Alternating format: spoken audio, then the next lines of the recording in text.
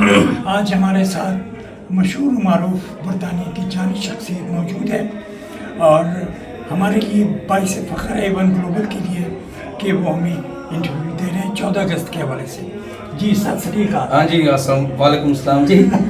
हो सुना जी, ठीक हो? हाँ जी, तो कैसा लग रहा है 14 अगस्त? वाह जी, अमेजिंग जी। बस मालिक दी रहमत है, मैं अज 14 अगस्त पाकिस्तान नाल सैलीब्रेट कर रहे हैं जी। इन्होंने बहुत ही प्यारे लोग ने, प्यार मुहब्बत नाल भरे ने जी।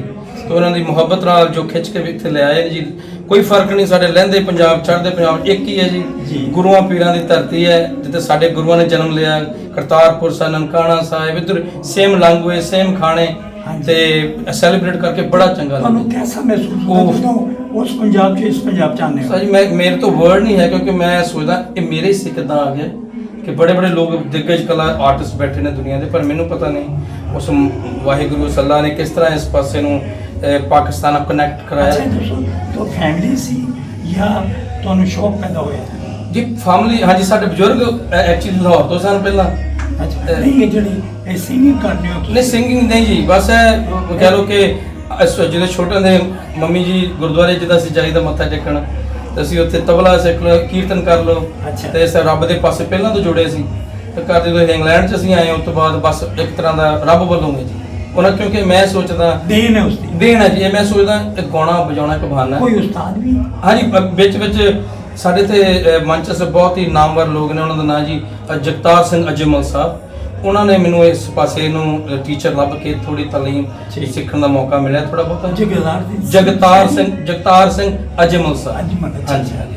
ਤੇ ਬਾਕੀ ਜੀ ਬਸ ਮੈਂ ਸੋਚਦਾ ਕਿ ਇੱਕ ਪਲਾਨਟ ਹੈ, ਰੱਬ ਨੇ ਲਿਖਿਆ ਵੀ ਇਸ ਧਰਤੀ ਤੇ ਕਿੱਥੇ ਕਿਹਨੂੰ ਮਿਲਣਾ ਹੈ, ਪਰ ਗਾਉਣ ਦਾ ਇੱਕ ਜ਼ਰੀਆ, ਕਿਉਂਕਿ ਬਹੁਤ ਅੱਛੇ ਆਰਟਿਸਟ ਫਨਕਾਰ ਅੰਦਰ ਨੇ ਤੇ ਮੈਂ ਤਾਂ ਇੱਕ ਛੋਟੀ ਜਿਹੀ ਕੋਸ਼ਿਸ਼ ਕੀਤੀ। ਨਹੀਂ, ਤੁਹਾਡਾ ਬੜਾਪਨ ਹੈ ਕਿ ਤੁਸੀਂ ਸੈਲੀਬ੍ਰੇਟ ਕਰ ਰਹੇ ਹੋ ਸਾਡੇ ਨਾਲ।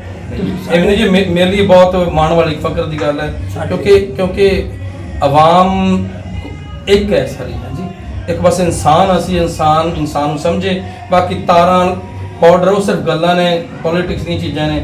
ਸਾਡੀ ਆਵਾਮ 'ਚ ਇੱਕ ਦੂਜੇ ਨਾਲ ਇਤਨੀ ਮੁਹੱਬਤ ਹੈ, ਜਦੋਂ ਮਿਲਦੇ ਆ ਚਾਹ ਚੜ੍ਹਦਾ, ਲੋਕੀ ਇਤਨੀ ਸਰਦਾਰਾਂ ਨੂੰ ਪੱਗ ਨੂੰ ਇੰਨੀ ਕੁ ਇੱਜ਼ਤ ਦਿੰਦੇ ਜੀ। ਮੈਨੂੰ ਪਤਾ ਨਹੀਂ ਕਿਸ ਤਰ੍ਹਾਂ ਇਹ, ਕਿਉਂਕਿ ਸਾਡੀ ਧਰਤੀ ਦੇ ਸਪੂਤ ਹੋ ਤੁਸੀਂ। ਬਿਲਕੁਲ ਜੀ, ਨਹੀਂ ਬੜੀ ਬਹੁਤ। ਔਰ ਇਹਨਾਂ ਦੀ ਕੰਟਰੀਬਿਊਸ਼ਨ ਹੈ ਆਜ਼ਾਦੀ ਹਾਸਲ ਕਰਨ ਦੀ ਸਰਦਾਰਾਂ ਦਾ ਬਹੁਤ ਵੱਡਾ ਹੱਕ ਹੈ, ਜਿਹੜਾ ਕਿ ਮੈਂ ਅੱਜ ਇੱਥੇ ਮੈਂਸ਼ਨ ਕਰ ਰਹੇ ਹਾਂ ਔਰ ਮੈਂ ਐਡਮਿਟ ਕਰ ਰਿਹਾ ਇਸ ਚੀਜ਼ ਨੂੰ। ਨਹੀਂ ਜੀ, ਬਿਲਕੁਲ ਸਹੀ ਹੈ ਸਰ। ਈਵਨ ਗਲੋਬਲ ਤੁਹਾਡਾ ਸ਼ੁਕਰੀਆ ਅਦਾ ਕਰਦਾ ਤੇ 14 ਅਗਸਤ ਦੇ ਵਾਲੇ ਤੁਸੀਂ ਅੱਜ ਫੰਕਸ਼ਨ ਵੀ ਮਨਸੂਬਾ ਬਹੁਤ ਅੱਛਾ ਕੀਤਾ ਤੇ ਕੋਈ ਆਖਰੀ ਮੈਸੇਜ ਦੇ?